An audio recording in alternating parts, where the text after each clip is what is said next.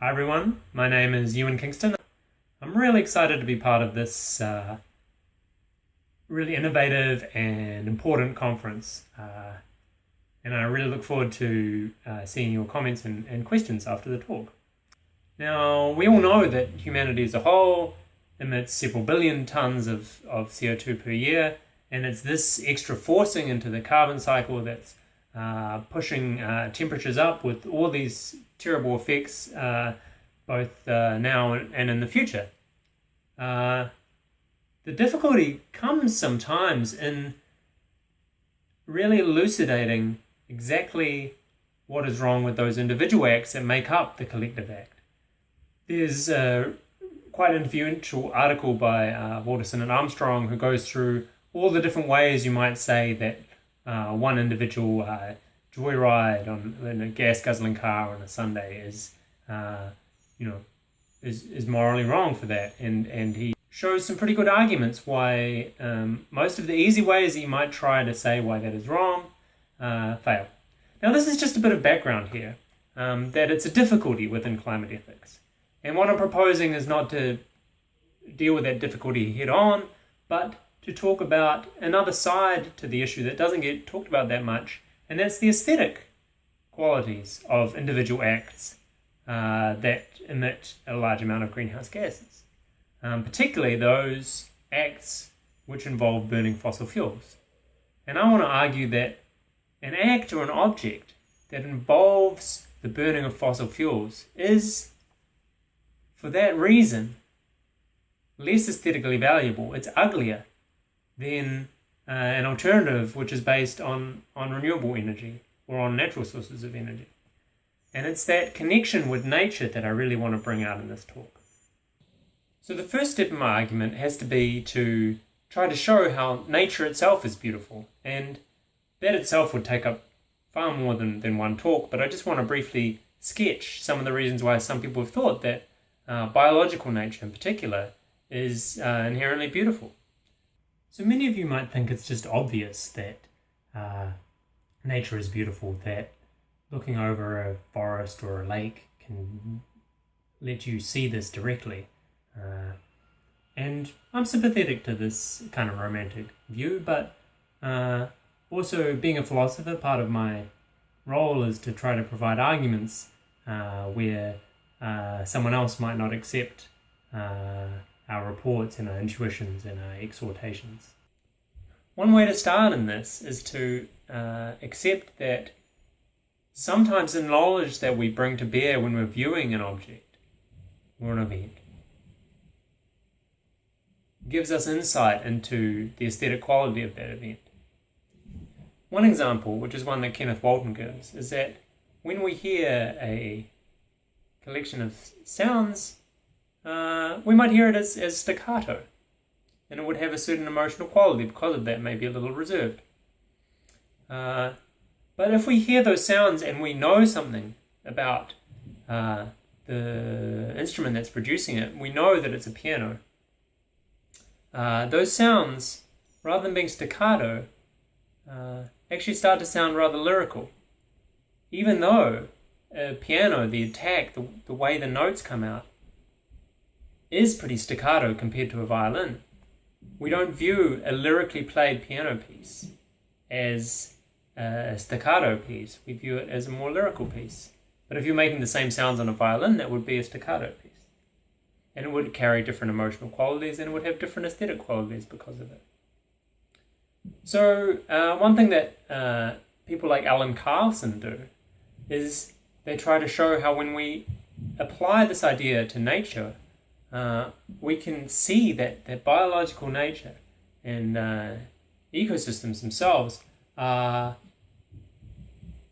deeply beautiful.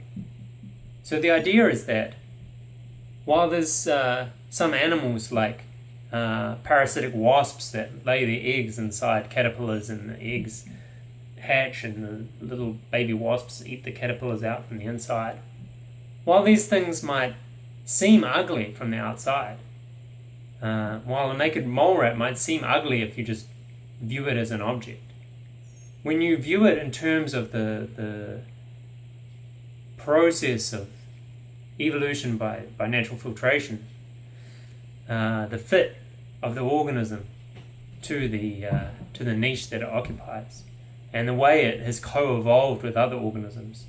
This brings out, and here I'm going to quote actually, science reveals in nature order, regularity, harmony, balance, tension, and resolution.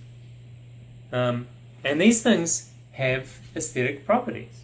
Many would argue, and I want to support the idea that seeing nature through the lens of science reveals its beauty.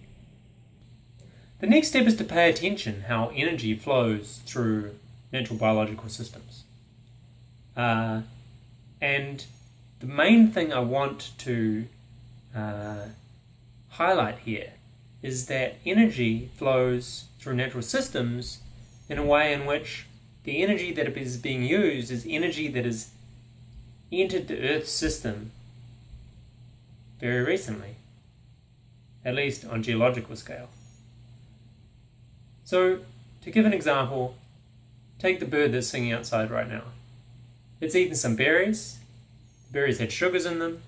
The chemical energy that was implanted in those sugars has to have been implanted there during the lifetime of the plant.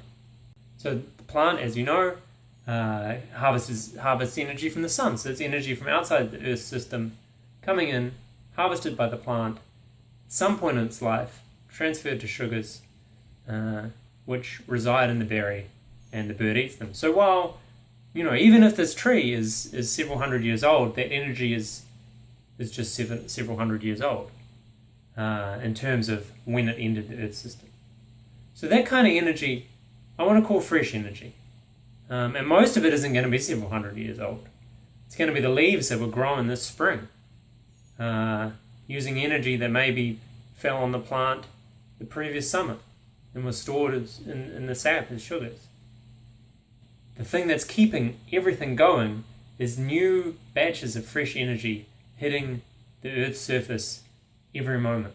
So I see this as a feature of nature, with very few exceptions, which we'll get to in a moment. What about our energy systems? Are we using fresh energy? We certainly aren't. By and large, in as much as our energy system is still hooked onto fossil fuels, it's using very, very old energy. For those of you who don't know, coal is the pressurized remains of forests that were standing hundreds of millions of years ago and got their energy from that ancient sunlight. And petroleum is the pressurized remains of plankton and algae that received their energy hundreds of millions of years ago with sunlight falling on the ocean. So most of this energy hit the Earth's surface a very, very long time ago. And so this I want to call stale energy. It's fundamentally different from the energy that's cycling through the natural system as we speak. So if nature is beautiful, then I think it follows that if you take any given object or any given act, if it is more similar to nature and everything else stays the same, then it's more beautiful. To me, this seems relatively uncontroversial, as long as you bear in mind that I'm not saying that all things to be judged aesthetically valuable have to be similar to those things in nature. No, I said all else being equal.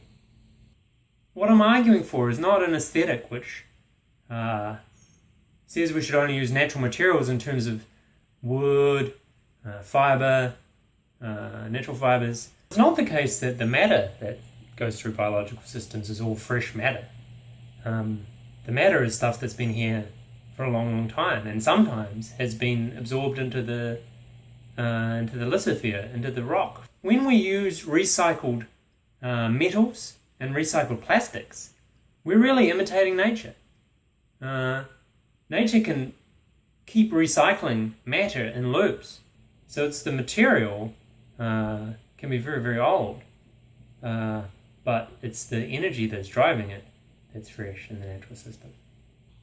So the thing that makes it difficult to say what's wrong, what's morally wrong with individual acts of burning fossil fuels, or what could be wrong with them, is that it's hard to say what difference they make in terms of global warming. Whether I go for a Sunday drive or not doesn't seem to affect whether someone is going to be suffering from a particular flood or drought in the future, or whether a hurricane is going to be of enough strength to blow over an extra house or anything like that. So it's hard to say what difference the individual act makes. And that's a problem for ethical theory. Not an insurmountable problem necessarily, but a challenge. But you might remember at the start of the talk I said this is going to help us look into this problem of what we can say about individual acts of burning fossil fuels, or acts that are associated with higher amounts of fossil fuels. So my point here is that while it might be really hard to say what difference one of those acts makes, its aesthetic qualities are still affected. Even if my act of burning fossil fuels in a Sunday drive makes no difference to the climate, it's still because of its distance from the natural paradigm, perhaps less aesthetically valuable than riding a bike instead. Now this is easiest to see when we take two things which are actually for all other purposes identical. So imagine that this soda can was smelted using fossil fuels, and this can was smelted using power from wind, solar, already existing hydroelectricity, whatever you like. So all that I'm trying to say really is that even if it makes no difference whether I buy this can or this can in terms of the amount of fossil fuels emitted at the end of it, because it's just one purchase and that has to travel through this complex causal chain, and there could be all these buffers and slack in the supply lines and everything like that. Even if it makes no difference in the end, this can, the one made with renewable energy, just is more beautiful because it's more closer to nature. Maybe I want to pick the more beautiful can. Hey, haven't you forgotten about hydrothermal vents? The black smokers, the biological communities that live in the deep sea. For those of you who don't know, the hydrothermal vents, very hot water coming out of the bottom of the sea, and it contains compounds like hydrogen sulfide, and there's biological communities that have built up, and their main energy source isn't from the sun or from animals that have once upon a time eaten something that got energy from the sun. Their main energy source is this hydrogen sulfide. And that itself is probably created by breaking down certain rocks and minerals. So this seems to be stale energy. So maybe I'm wrong in thinking that those actions and objects that embody fresh energy from recent sunlight are more beautiful because more natural than those that embody stale energy. Because even in biological nature we find these systems that perfectly well utilize this ancient energy themselves, almost as if they were tapping into a coal seam like we do. If one looks at the amount of energy flowing through the terrestrial ecosystems and the marine ecosystems that are based on energy from the sun, they're just so much more vast than these black smokers. So maybe if we really want to mimic nature, we could have a little bit of this stale energy, with a lot of our energy being fresh energy. And at the moment that's not what we've got, it's the other way around. So to wrap up, nature, biological nature in particular, is beautiful. One of the features of biological nature is that it almost always uses rather fresh energy in geological terms. Those things which we do, which are closer to nature, are, everything else considered, more beautiful. So, when we use stale energy to power our machines, to create objects, to get somewhere, we're doing something that, because it's more removed from nature in that sense, it's less beautiful. So finally, I just want to say thank you so much for listening to my talk. I hope you enjoyed it. I really look forward to your questions and comments, and hope you have a great day. Get out there and enjoy some renewable energy in one form or another.